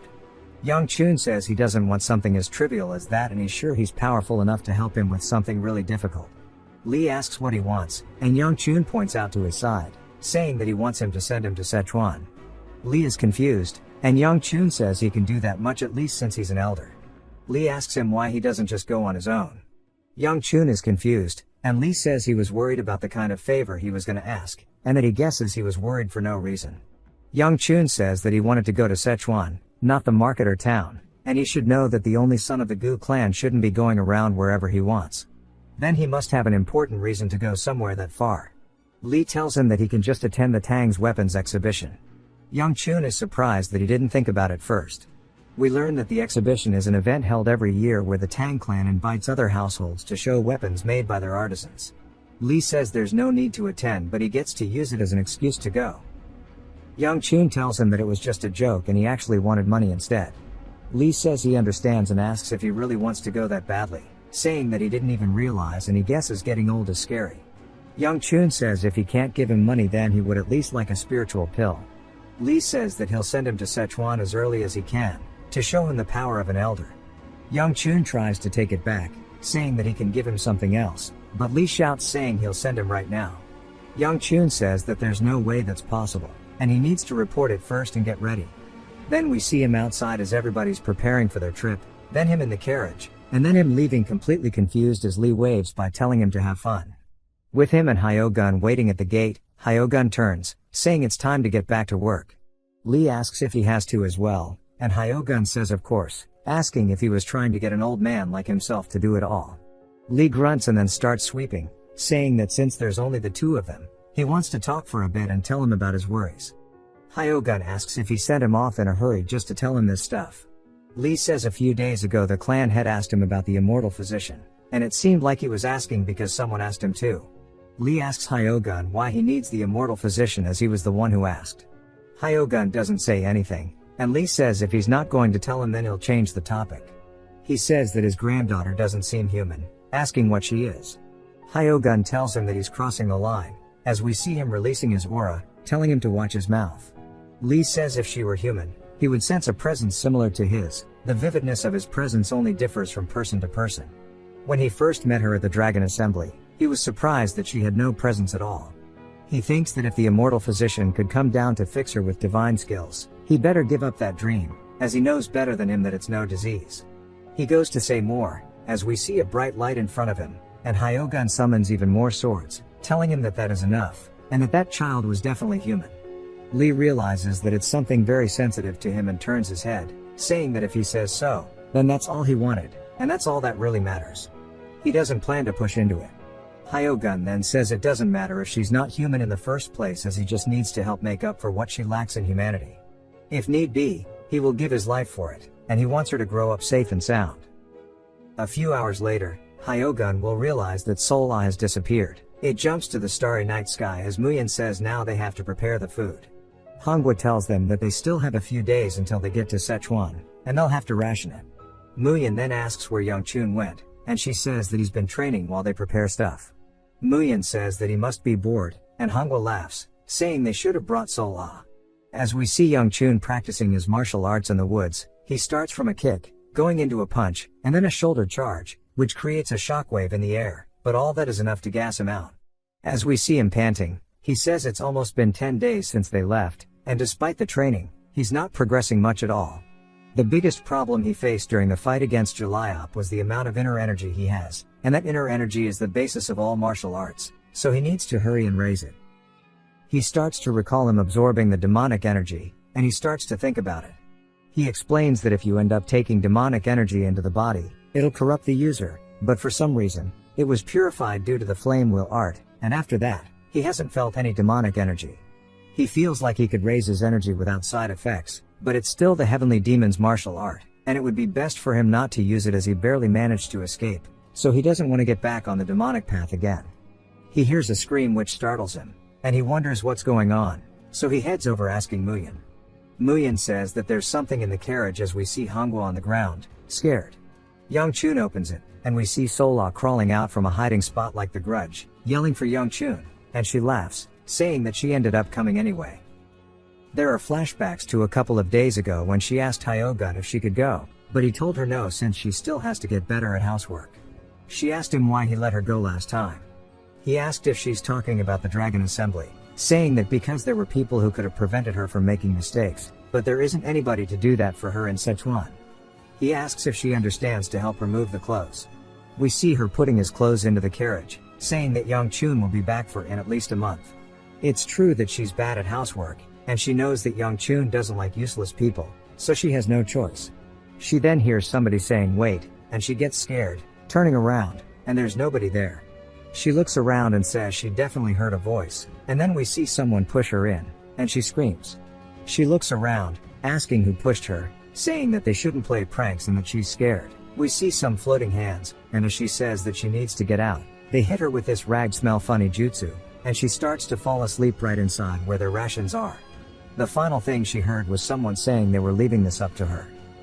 She explains everything to them, telling them that's exactly what happened. Nobody gives it even a slight reaction, and she's surprised. She thinks they must not have heard her, so she says it again, and they say they heard her the first time, saying that she was possessed by a ghost and that she should go back. At least that's what she should have done.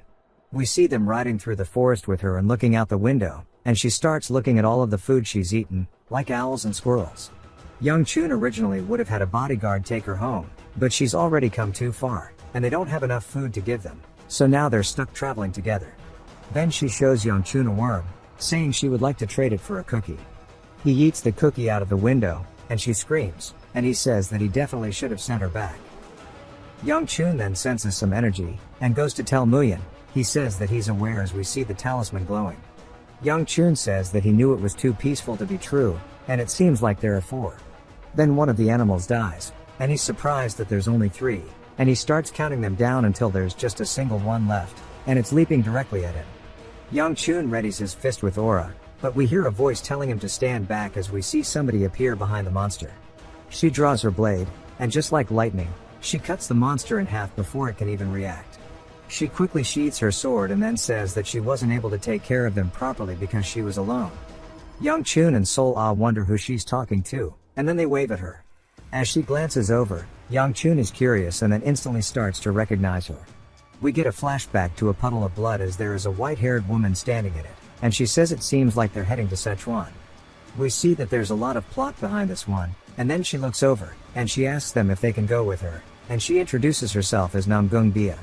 Young-chun wonders what this crazy woman is doing here. It jumps back once more to the chaos of a battlefield and a bird picking at the remains of a corpse. We see Bia standing there, amidst it all, and Young-chun approaching from behind. He asks if she killed everyone. She doesn't answer him, asking what the cult leader said. He says that they told him to bring her here, and that she'd rampage like a psychopath. She says that last part was definitely added on by him, and she doesn't want to catch a stray. He says he's surprised that she could understand that much, and tells her that it's time to go. She starts walking, and he says that's the wrong direction, telling her to go left. She instantly turns to her right, and he asks her if she's all there upstairs, then sighs, saying not to do anything weird and to follow him. This is making him tired. As they start walking, Bia says she has something she wants to ask him, and that is if the Sword Supreme is strong. He warns her just in case that the Sword Supreme is someone the cult leader will deal with. She then wonders what her swordsmanship is like, and if it's stronger than hers or the cult leader's. Then she starts walking in another direction, and he sighs. We see him channeling his aura into his hand, calling her a crazy bitch while aiming it towards her. We see her not even looking at it, but her hand on her sword as the attack gets cut in half and it flies past her. She starts releasing her aura, asking him if he's trying to pick a fight. He sighs again, telling her that she's going the wrong direction. She realizes and he tells her that if she understands what he's saying, just shut up and follow him. As they keep walking, she starts to open her mouth again, and he says if she mentions the three Supremes one more time, he'll rip her apart. She points out to an alleyway, saying it looks like a shortcut, and he starts to get annoyed and readies himself to launch another attack at her, but she instantly darts off in that direction, and he calls her mentally ill, saying he's so done with dealing with her. He says he arrived at the destination within a day, yet it took her 4 days to get there. Back to the present, we see her asking them again if she can go with them, saying that she's assuming they're going to Sichuan, asking if it's rude if she asks to accompany them. He says they're not going that direction, and it definitely is rude to ask, and he really doesn't want to get involved with her. He says that even with all of that, there's still more he wants to say, so he tells her that they can't even take her word that she's part of the Namgung clan.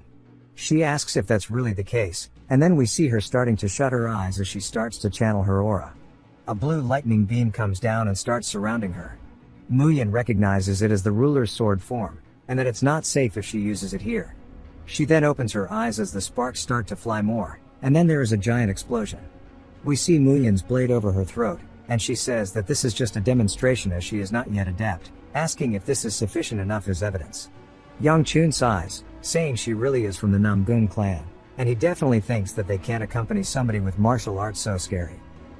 Then it jumps to later in the night as she is staring at a frog cooking on a fire, and Sola says it seems like she's going to sleep over there. Young-chun tells her that he knows. While he was relieved she didn't say anything when he rejected her, he didn't think that she'd follow their carriage, and he wonders why she's doing it even when he said they aren't going to Sichuan and that ignoring her is the best thing to do. He goes to tell Sola not to do anything unnecessary like talking to her, but sees that she's already gone as she is teaching her how to peel the frog's skin to eat it. He then walks over and grabs her by the collar, asking her what she thinks she's doing. She said that she saw Bia going to eat the frog, so she wanted to help her. Young-chun says he told her not to mess around, and then we see Bia glaring at him.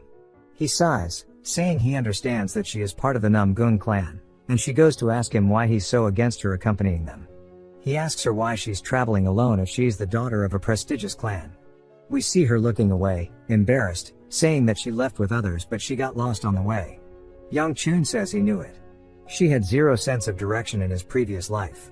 He tells her that they aren't even going to Sichuan, asking why she is following them, and she says that she had a hunch they were going there, but it seems like they really aren't going. Sol eyes confused and glares at her, and then looks back up at Young-chun, who is turning his head left and right. Then she does a double take back to Bia and then back to Young-chun, and yells, asking if they really aren't going to Sichuan. Young-chun says he really wishes they sent her back. Young-chun tells Bia that they can't stop her from heading in the same direction, but he's not going to do anything for her. She introduces herself again, and he says that he's aware, and he says that since she's introduced herself, maybe he could do the same. He says he'd rather not but thinks about something and introduces himself as Gu Jalayop, and in his mind, he is apologizing to Jalayop. 2 days after the event that made him feel guilty towards Jalayop, we see him looking out the window as Sola got off the carriage and was sticking close to Bia while talking, which naturally slowed down their pace a lot. He tells Sol-Ah to get back on, and she asks if he will let Bia on, and he says no. Sol-Ah says in that case she doesn't want to. Bia then asks if she can get on, and Young-chun realizes he's dealing with Dumb and Dumber, and asks Muyin how much longer. He says they'd arrive in a day if they were going at their original pace, but it's a bit slower now. Young-chun asks by how much, and Muyin says it'd probably take around 3 days and says he doesn't understand why he's so wary of her, asking why he can't ride with Bia.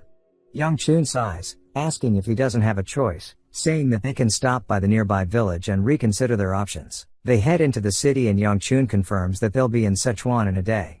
Muyin says yes, and it's nice that they don't have to camp out in the wilderness tonight. We see Bia carrying Sol-Ah, who says they should sleep together, and Bia asks if that's really okay. Young-chun says that he'll allow it, and tells Sol-Ah to get down, asking Bia why she's carrying a maid in the first place. Bia says that she said her legs hurt. Young-chun says that she could get on the carriage if her legs are that bad, and Sol-Ah says that Bia isn't allowed on. He tells them that they're here now, so that she can stop being rude and get off of her. We see Sol-Ah looking at something else, and she said there are people in the same clothes as her walking over here. A boy screams out, calling out to his sister and runs over. He asks Bia where she was, saying that they looked hard for her. She says that she got lost, and her brother tells her that's why they said they should tie ropes to each other. Bia says that would be embarrassing, while Sol-Ah thinks about the image. Her brother says that's why she went and disappeared not even a day in, and he was worried sick about her. Then asks who Sol-Ah is. She introduces herself and then points at Young-chun, saying this is her master. He tells her to get down. Young-chun says if it's Bia's younger brother, he must be the future Lightning Blade, one of the 5 great swordsmen of Murin. The current Lightning Dragon, Namgung Chunjun, introduces himself. Young-chun goes to introduce himself but again says he's Jaliop, saying it's nice to meet him. Chunjun laughs, saying he's being too nice, and then glares at him, asking him what he's doing with his sister. Young-chun says that they coincidentally came across each other on their way to Sichuan, so they got here together. Bia says that she thought he wasn't coming here, but she just followed him. Sol-Ah starts to look annoyed. Chunjun says it seems like his sister intruded into his party, and if it's okay with them, they can stay in one of the rooms they booked as they got quite a few. Young-chun tells him it's okay, and they just did what was natural. He just doesn't want to be involved with Bia anymore, and he's sure they'll be able to find another room. Muyin then chimes in, saying that's not going to be the case as there are no rooms available. Young-chun tells him that it's time to camp outside then. Muyin says that they are tired from camping outdoors, asking if they can just sleep inside. Young-chun then agrees to the offer. He explains that the first thing that Bia did as a martial artist was kill everybody in her own clan. She killed her brother, her father, and every single disciple in the clan. After this, she achieved the title Demonic Blade Empress and began her rise to fame. He wonders how much she hated them to have done something so cruel to them all, and he didn't see any problems other than her relationship with the Lightning Dragon. What he's most curious about is the secret technique, ruler sword form. He feels like she's probably stronger than Chunjun considering the technique, but at this point in time, she has no title nor fame. He says that her brother seems normal, and he wonders if there's something that he can't see. As he exits the room, he sees Chunjun asking him if he slept well and bows, thanking him for the nice room. Chunjun intentionally bumps into his shoulder, telling him that he should know his place in an angry tone. Young-chun asks him what he just said, and Chunjun says he tried to be nice for once, but it seems like he doesn't know his place, and he's telling him that he doesn't deserve to talk to his sister. He doesn't know how he managed to seduce his innocent sister, but if that happens again, he will cut him in half along with the bitch that was on her back. We see Bia come out of the room, and he instantly changes his personality, laughing, saying that he's glad he slept well and he's glad to help someone of the Gu clan. Then he pushes his sister, telling her it's time to go at breakfast while laughing. Young-chun looks tired, saying that everybody in her family must be insane. As he exits, Muyin asks him if he slept well and goes to tell him about the Namgung clan, but Young-chun says not to mention them, asking when they are going to leave. Muyin says they've already finished preparations, and they'll be able to leave right after eating breakfast. Young-chun says he's so relieved that Muyin is a normal dude, and he wants to get away from everybody in the Namgung family as quickly as possible. As soon as he enters, he sees Bia saying she's sorry for not saying hi earlier, and Sol obviously munching away, saying that the dumplings here are gas, and Young-chun asks them if they really will have to eat together. He sits down, telling Bia that it's okay for Sol to eat with him, but she shouldn't be here, and that she should go be with her family. Bia says she just sat wherever was closest, and Young Chun says that her brother is glaring at him like he wants him dead. She turns, saying no way, and we see him instantly change his personality again, and Young Chun wonders if he's okay. He doesn't know what Bia is trying to do, but this is the last time he wants to see her until the Tang weapons exhibition. So he takes a bite and says that he'll get going. Bia says he's not done eating though, and he tells her he's full. He goes to leave, telling them to enjoy their meals. She starts to smell something foul and covers her mouth, trying not to gag as we see her brother calling out to her. He asks her why she's sitting all the way over here rather than with them.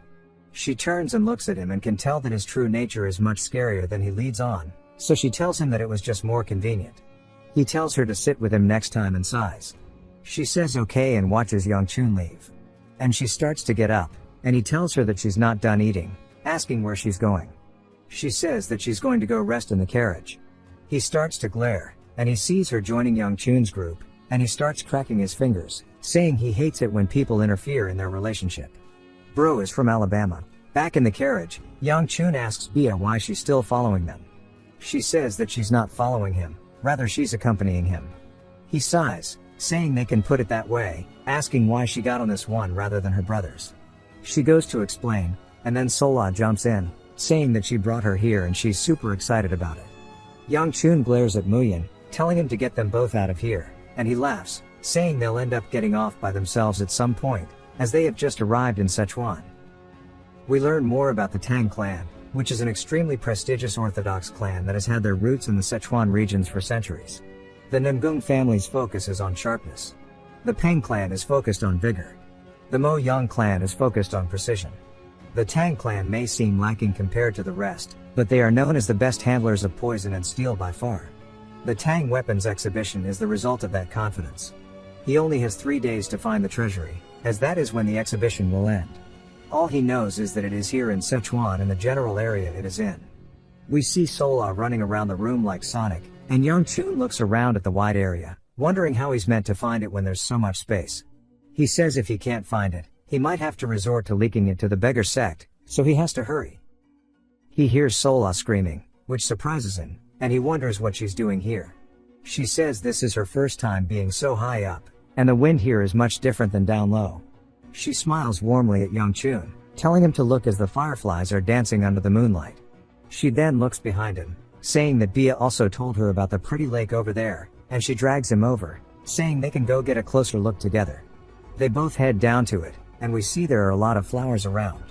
He says it really is just as she said, and asks how large a clan has to be for there to be a forest inside of it.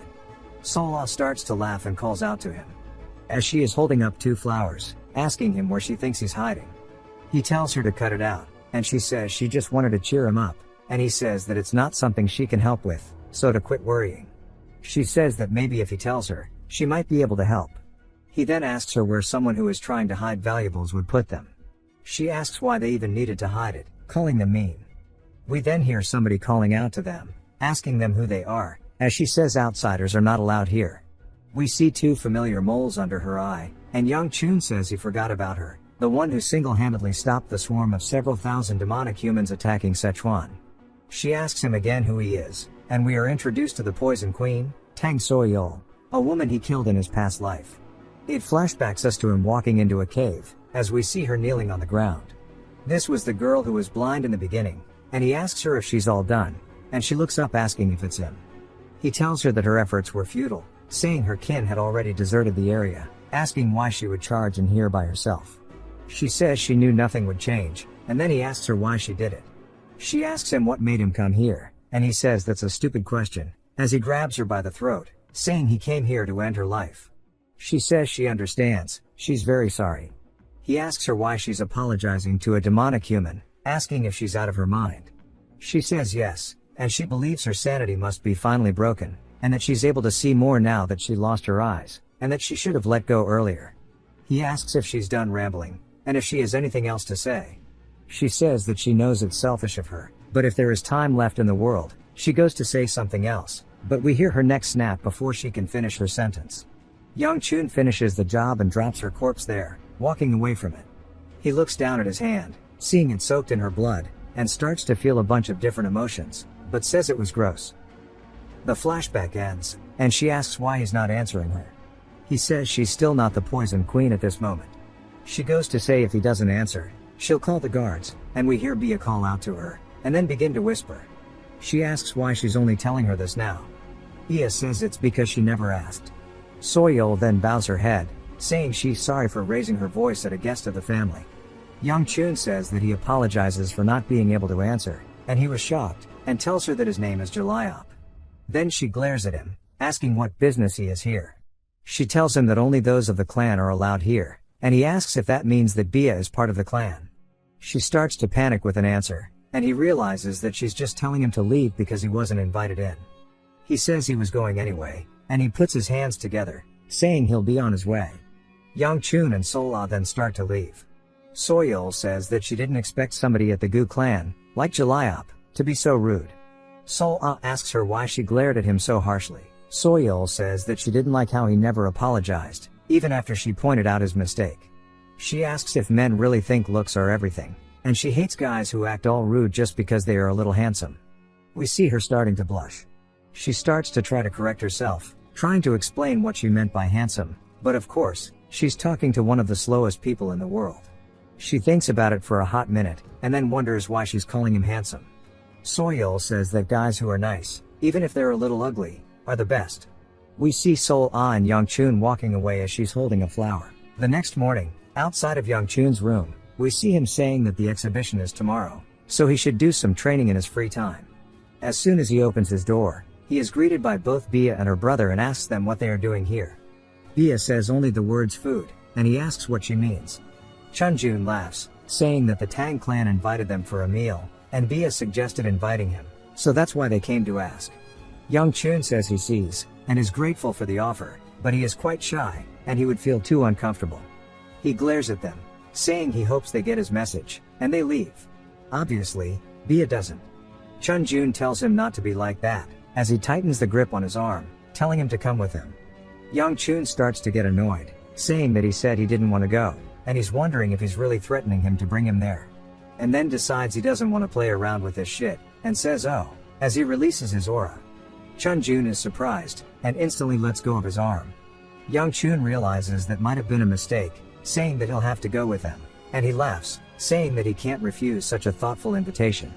He then puts his hands around Chunjun's neck, and whispers to him, saying that he should keep smiling, as his lovely sister is watching. We see that Chunjun is a bit taken aback, and is slightly embarrassed, and thanks him for accepting the invitation.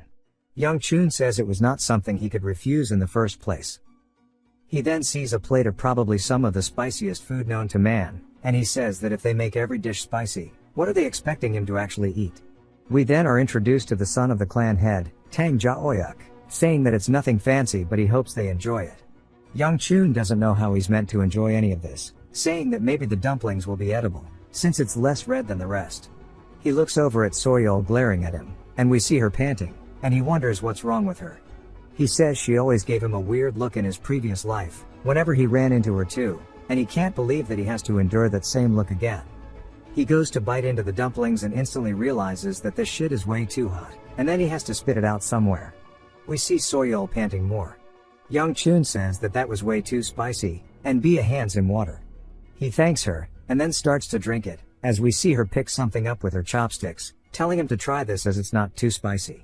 He's a little caught off guard by this, and asks her why she's being so casual. She apologizes. Across the table, we see Chunjun shaking as he breaks his chopsticks out of pure anger. Ja-oyuk apologizes, saying that the chopsticks must have been defective, and he says it's his bad, as he tends to use them a little forcefully. Then Soyeol takes a seat right beside Young-chun, and doesn't say a word to him. He sits there staring at her, asking her if she has something to say. She says yes, and then no, immediately. He says that it seems like she really wanted to. She starts to think about it, and asks him if there's anything he likes, but before she can finish, Chunjun asks if the training grounds are here. Ja-oyuk says yes, and it's their clan's exclusive training area, asking if he didn't show him last time. He says they maintain it, but honestly nobody uses it, as all of them have their own training areas. Chunjun looks out the balcony, asking if he can visit it. Ja-oyuk says yes, and it seems like everybody's done eating, so they can head down together. Young-chun wonders what he is thinking.